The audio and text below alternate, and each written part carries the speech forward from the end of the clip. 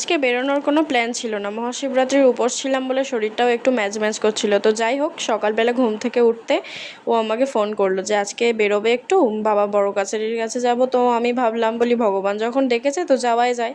ও গিয়ে দেখি বড় কাছারি তো খুব সুন্দর অবস্থা করে দিয়েছে। আগের বারে এই জায়গাগুলো পুড়ে গিয়েছিল, তো এগুলো রিপেয়ার করে ঠিক করে দিয়েছে, আরও ভালো করে দিয়েছে নতুনভাবে।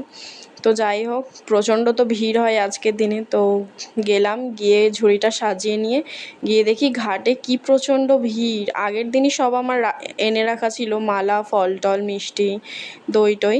তো যাই হোক, ঘাটের কাছে গেলাম, গিয়ে দেখি কি প্রচণ্ড ভিড়, বাপরে বাপ। তো যাই হোক করে ঘাটে নেমে জলটাকে তুলে নিলাম প্রথমে, তারপরে একটু মাথায় ছিটিয়ে হাত পা ভালোভাবে ধুয়ে আর জলটা নিয়ে উঠে আসলাম। তারপরে তো ওই দিদাগুলো থাকে না, টিপ দেওয়ার জন্য, মানে কপালে ত্রিশূলের চিহ্ন দেয়।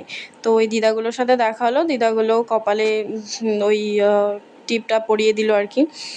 তো তারপরে আমরা চলে আসলাম, এসে জলটাকে তুলে নিয়ে তার সাথে দুধ, ডাবের জল, গঙ্গা জল, ঘি, মধু, তারপরে কলকের যে সমস্ত গুঁড়ো টুড়ো থাকে না, ওগুলো ভালোভাবে মিশিয়ে নিলাম। তো এখন তো আর ভালোভাবে মানে একেবারে হাত দিয়ে পুজো দেওয়ার প্লেস নেই, তো তাই জন্য ওরকমভাবে জলের মধ্যে মিশিয়ে দিতে হবে।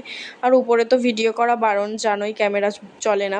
তো ওই জন্য নিচে এসে মহাদেব ছিল, নিচের মহাদেবের কাছেও একটু জল দিলাম। আর কি প্রচণ্ড ভিড় হয়েছে তোমরা তো দেখলে। এবার চলে আসবো বলে বেরিয়ে আসছিলাম, দেখলাম একটা দোকানে একটা নূপুর আছে, খুবই ভালো লাগলো, পুরো একটা চেন নূপুর। আমার এই নূপুরগুলো পরতে খুবই ভালো লাগে। তো বাড়ির পথে রওনা দিলাম। তারপর ভিডিও ভালো লাগলে লাইক করে যেও আর একটা সাবস্ক্রাইব করে দিও।